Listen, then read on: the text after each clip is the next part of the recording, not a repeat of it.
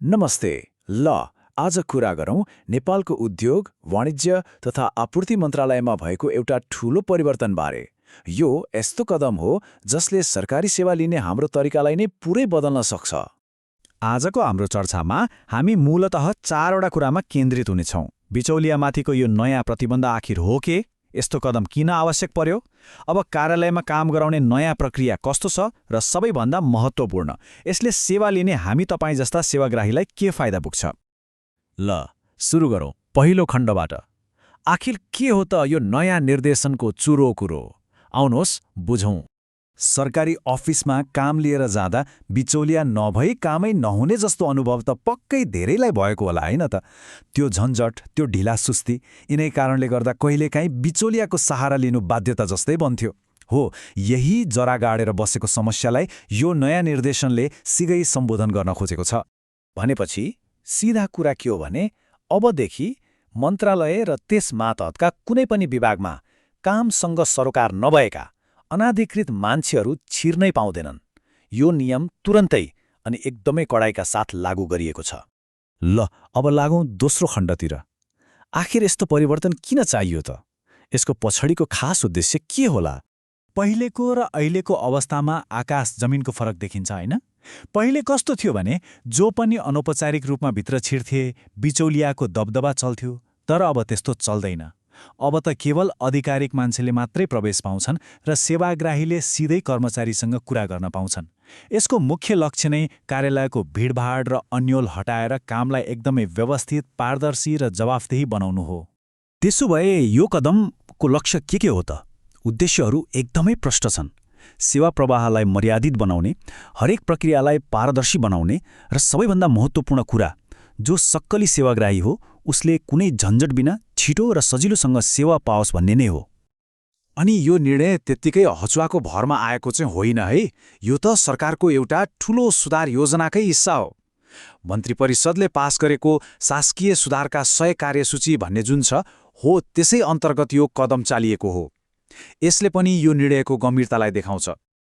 अब लागौँ तेस्रो खण्डतिर। ल नियम त बन्यो, तर अब यो नयाँ प्रणालीले काम कसरी गर्छ त? अब हामी जस्ता सामान्य नागरिक वा उद्यमीहरूले सरकारी कार्यालयमा कसरी काम गराउने? हेरौँ। यो नयाँ प्रक्रियालाई बुझ्न एकदमै सजिलो छ। खासमा 3वटा मुख्य कुरा छन्। पहिलो, कार्यालयभित्र सम्बन्धित सेवाग्राही वा उसको आधिकारिक प्रतिनिधि मात्रै जान पाउनेछ। दोस्रो, भित्र छिर्दा आफ्नो परिचय खुल्ने कुनै आधिकारिक कागजपत्र अनिवार्य रूपमा बोक्नु पर्यो। र तेस्रो, सबैभन्दा महत्त्वपूर्ण, आफ्नो काम लिएर सिधै सम्बन्धित कर्मचारी कहाँ जाने कुनै बीचको मान्छेलाई समाउनु परेन। हो, अब यहाँ एउटा कुरा बुझ्न जरुरी छ। आधिकारिक प्रतिनिधि भनेको चाहिँ को हो त? यसको मतलब कि त त्यो कम्पनी वा व्यवसायको मालिक आफै, वा त्यही काम गर्ने कुनै कर्मचारी, वा त्यो व्यवसायले ल यो मेरो प्रतिनिधि हो भनेर आधिकारिक रूपमा तोकेको व्यक्ति।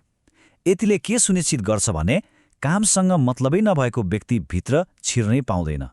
एउटा अर्को महत्त्वपूर्ण कुरा के छ भने यो सुधारमा टेक्नोलोजीको पनि एकदमै ठूलो भूमिका छ।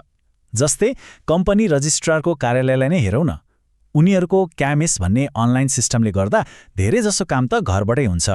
अब शनाखत गर्ने वा केही उजुरी दिने जस्तो विशेष काम पर्यो भने मात्रै कार्यालय धाउनुपर्छ। यसले गर्दा अनावश्यक तडदुप कति धेरै कम भयो होइन त? ल अब हामी हाम्रो चर्चाको अन्तिम खण्डमा आइपुगेका छौँ। यो नयाँ नियमले सेवाग्राहीहरूलाई सोझै कस्तो असर पार्छ र कुन कुन कार्यालयमा यो नियम लागू भइसकेको छ यसबारे कुरा गरौँ। यो नयाँ नियम कहाँ कहाँ लागू भयो त? सुन्नुहोस् है। उद्योग विभाग, वाणिज्य विभाग, कम्पनी रजिस्ट्रारको कार्यालय, खानी तथा भूगर्भ विभाग अनि नेपाल गुणस्तर तथा नापतोल विभाग, यी सबै महत्त्वपूर्ण कार्यालयहरूमा अब बिचौलियाको प्रवेशमा पूर्ण रूपमा रोक लगाइएको छ। यो सबै प्रयासको सार के हो त? मन्त्रालयको एउटा भनाइले प्रष्ट पार्छ।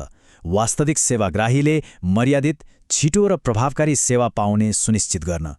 भनेपछि यो परिवर्तनको केन्द्रमा सेवाग्राहीको सम्मान र सुविधा नै रहेको छ भन्ने देखिन्छ। र अन्त्यमा एउटा महत्त्वपूर्ण प्रश्न सोच्नको लागि छोड्दैछु। के उद्योग मन्त्रालयको यो कदम एउटा सानो सुरुवात मात्रै हो, कि सरकारी सेवामा वर्षौंदेखि जरो गाडेर बसेको बिचौलिया तन्त्रको अन्त्यको सुरुवात हो? के यो एउटा कदमले नेपालका अरू सबै सरकारी कार्यालयहरूमा पनि पारदर्शिता र चुस्तताको एउटा नयाँ मानक बनाउन सक्ला? सोच्नुपर्ने कुरा छ।